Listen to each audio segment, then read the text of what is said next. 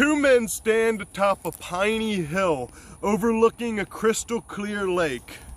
One of the men pulls out a prayer book from his satchel and begins to incant that day, February 15th, is the day of the feast of Saint Jovita. Therefore, they named the lake in honor of that saint. These travelers were the former Chief Justice of Arizona Territory, Edmund F. Doone, and his cousin, Captain Hugh Doone. Judge Doone had come to the area envisioning a Catholic colony to be founded on the lake, on land given to him on a settlement made in 1881 called the Distin Purchase. Judge Doone took his attorney's fee in the form of 100,000 acres on land near the lake, which he had dubbed Lake Jovita. There, he would begin to build his colony. Doone had seen the discriminations that Catholics had faced across the country and envisioned his settlement as dominated by Roman Catholicism. He would place the center of his colony on the southwestern part of the lake, where he would plot a town with a European-style town square. Other lots would be plotted for schools, a church, a convent, and an orphanage. And in the town square, he would have a cathedral built.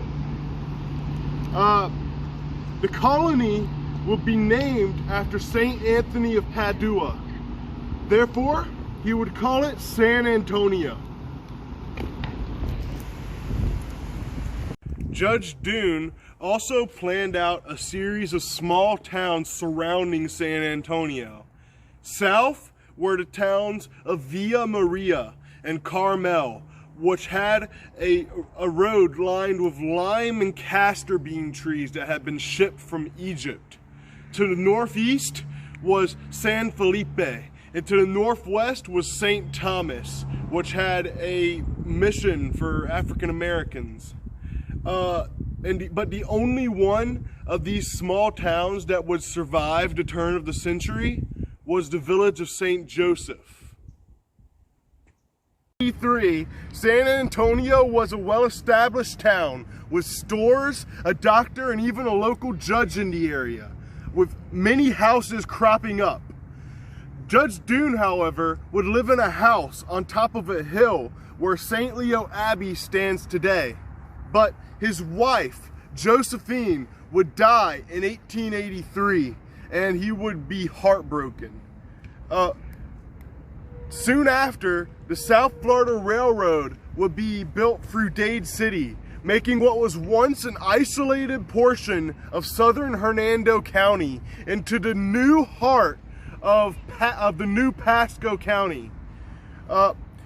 Soon after, the Orange Belt Railroad would be built through San Antonio on its way to St. Petersburg, bringing much commerce with it. The Order of St. Benedict would begin to get involved, with the Benedictine sisters taking management of the local St. Anthony School and establishing a private girls' school called Holy Name in their convent.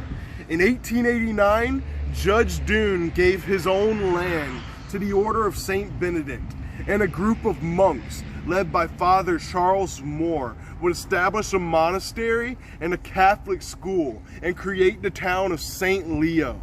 In 1891, San Antonio was incorporated as a municipality, but Judge Doone had already moved on.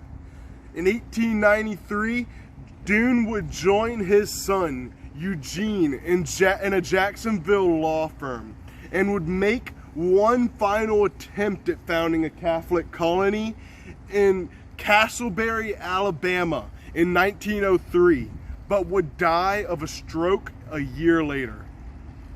San Antonio would move on without its founder, and the Benedictine order would take his place in the area. But Doone's Catholic colony would remain a relatively small town, despite the Florida land boom that started in the early 1920s. The area around that crystal clear lake that Judge Dune initially found had come a long way. And San Antonio, St. Leo, and St. Joseph all still stand as reminders of Dune's attempt at trying to found a better place for Catholicism.